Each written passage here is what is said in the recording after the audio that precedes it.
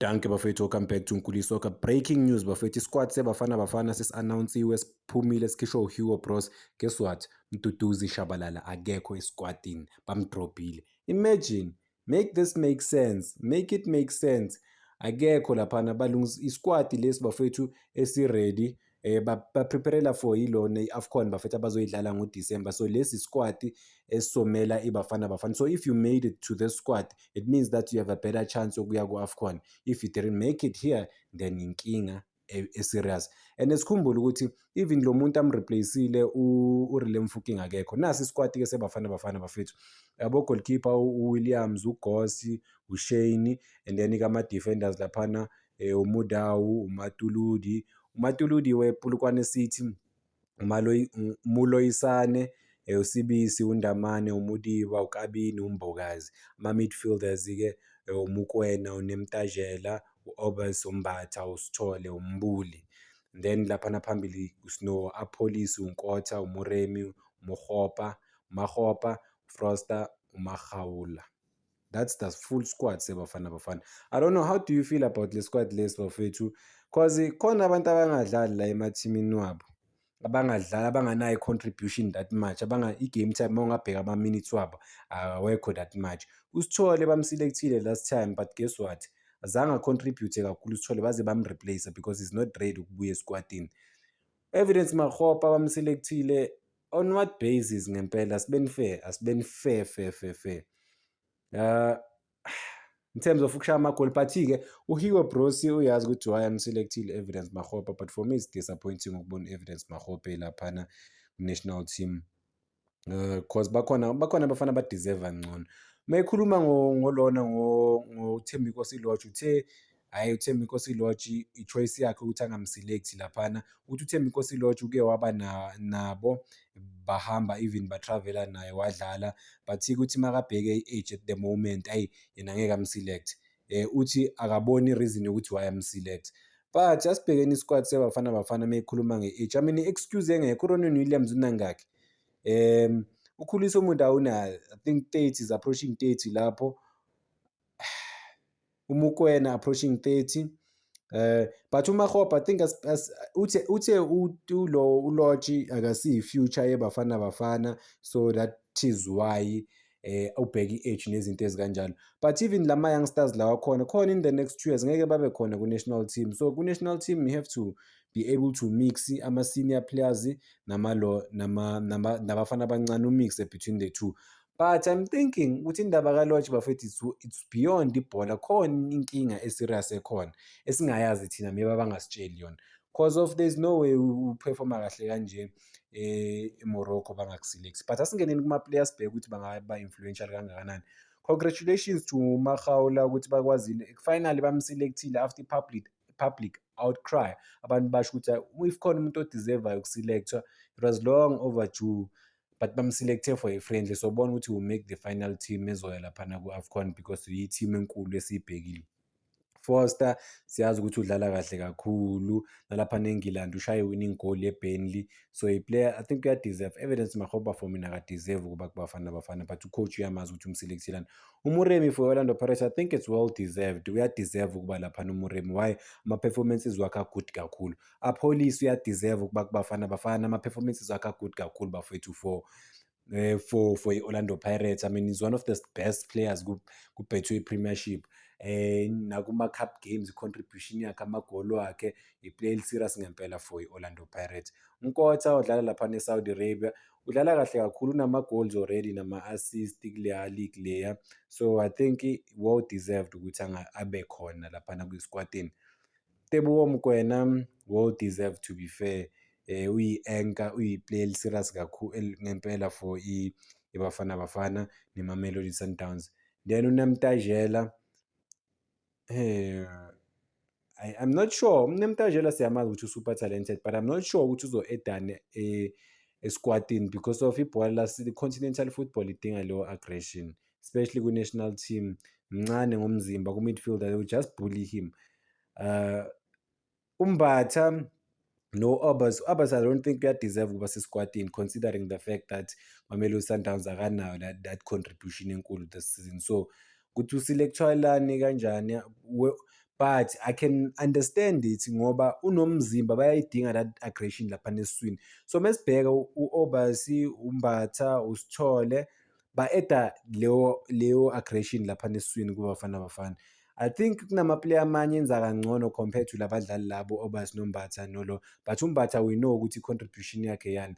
Kuma-game amakhulu uyakwazi ukuperform, uyakwazi ukudlala, maybe badinga leyo nto leyo. In fact not even maybe, bayidinga leyo nto leyo kuye. uMboli hhayi kuBafana Bafana is a different beast. Ku-Orlando Pirates akana-contribution, akanalutho, but kuBafana Bafana nawe uyaphefoma. Bafana Bafana ngathi udlalela ukufa nokuphila le wadlala ngakhona, I mean contribute-a kahle kakhulu. I think based on ama-previous performances wakhe kuBafana Bafana uyadeserve ukuba laphana, to be fair, to be honest bafowethu.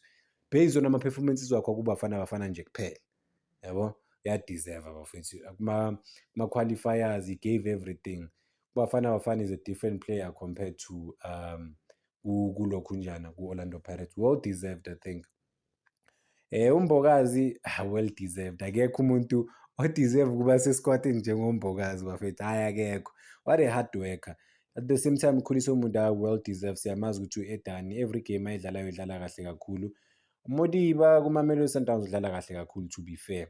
uNdamane naye khona la nokuba uNdamane igame yakhe mangimbuka u-TS Galaxy. Wait. uNdamane bamselect on what basis bafethu? Because uNdamane manje bekuthiwa khona inkinga anayo laphana ku-TS Galaxy, that is why angaqalanga igame le game enye, khona ukuthinteka kwakhe. Asazi, but Hugo Bros bayazibheka lezi zinto rababheki because bekangekho 100% uNdamane, but uyi-player le-good, to be fair.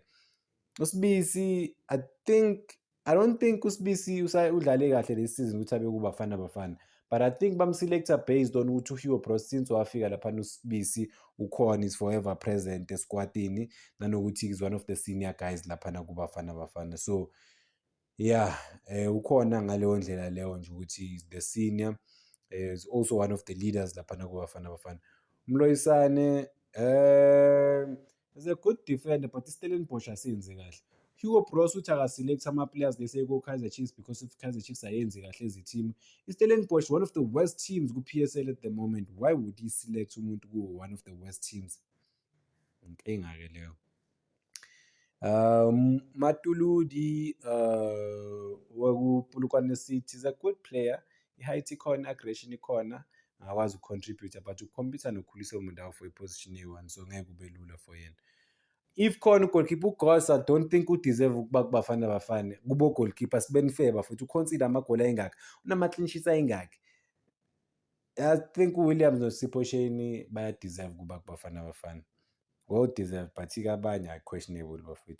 But yeah, abantu abaningi kuBafana Bafana isquad esi-right, esi-super powerful, sobona ukuthi sizoperforma kanjani mebedlala laphana ku-continental football. What a squad selection madoda. Hey.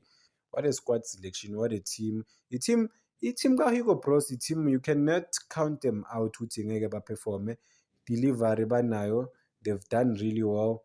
Think abantu abaningi, njengoba ngishilo abantu abaningi bayadeserve ukudlalela isquad. Unfortunately hayi ukuthi wonke umuntu uzoselectwa for iBafana Bafana, but I think i-selection yeBafana Bafana select abantu number 1 abadeservayo kuba ku-national team, abaziprovile. Hhayi ukuthi masibheka amanye ama-players siquestion ukuthi why lama-player lawa aselecthiwe. Asibeni fair bafowethu, selectani abantu abadeserve ukuba kuBafana Bafana.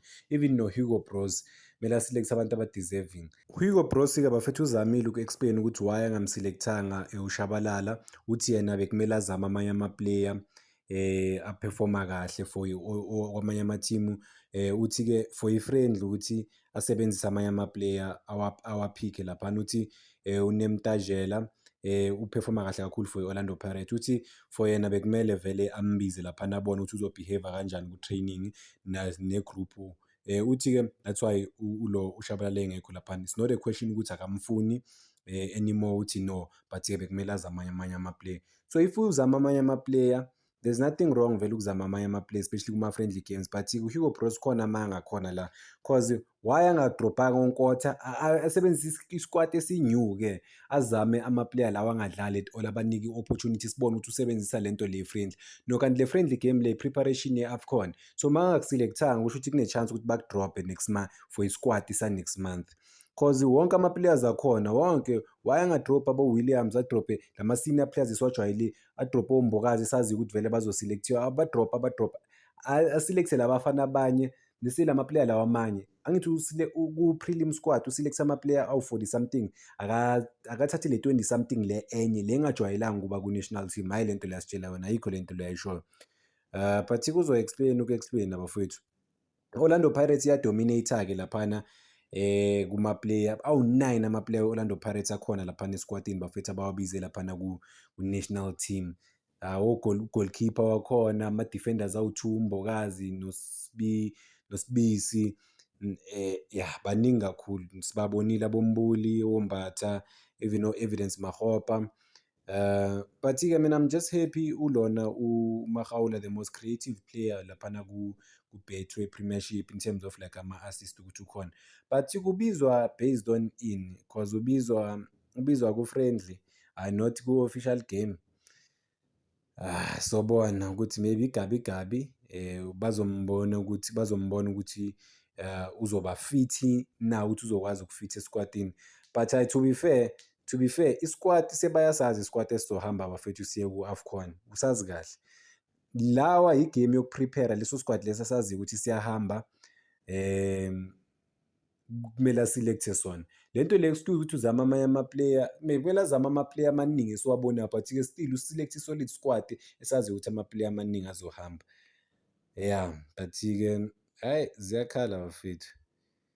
But-ke kuyabonakala ukuthi ama-player we-Kaizer Chiefs kunzima ukuthi bawaselekte.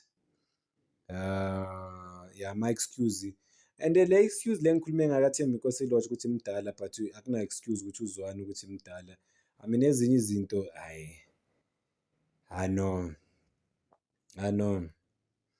I mean ku-national team yase-South Africa it's sad ukuthi khona abadlala lese uNemtajela i-good player simbonile ku-Orlando Pirates but akakadlali amagame amaningi. Angikhumbula ucoach we-Kaizer Chiefs uThabiso Munyane bedlala amagame ayi-5 for i-Kaizer Chiefs wathi kusamele adlale aba-approve for the next 3 weeks. Abanye kanti bakwamanye ama-team bafethu aba-approve akumelanga ba-approve for 3 weeks bona ukuthi baze baqale ukuselekhthiwa na ku-national team or sengithi for the next 3 weeks kusho ukuthi bekumele aziprove uThabiso Munyane angisakhumbuli for the next couple of weeks bekuthi uThabiso Munyane approve. Abanye abadlali bakwamanye ama-team bavele ba-choose nje simple abadlali isikhathi eside bavele ba-choose immediately but kuba nama-excuse kubadlali be-Kaizer Chiefs.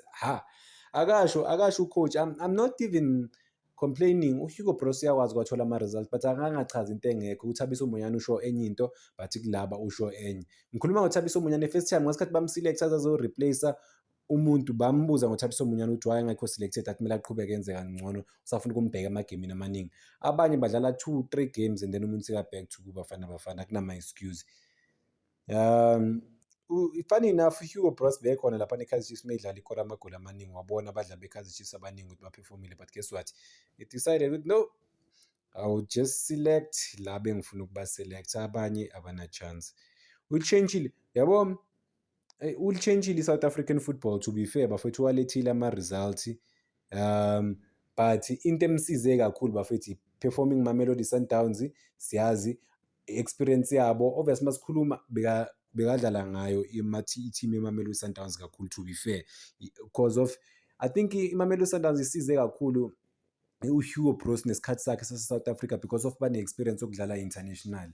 So it was bit easy-ish for bona ukuthi bakwazi ukukhompyutha ku-continental level. I mean mawubheka i-contribution yeMamelodi Sundowns esquadini but-ke bakhona nabanye bakwamanye ama-team abacontributile to be fair. Kufana noDotley we-Kaizer Chiefs he was forever present before i-injury yakhe. So ama-player lawa angawabheka ukuthi okay ngingawasebenzisa kanje nakanje. Hayi ziyakhala.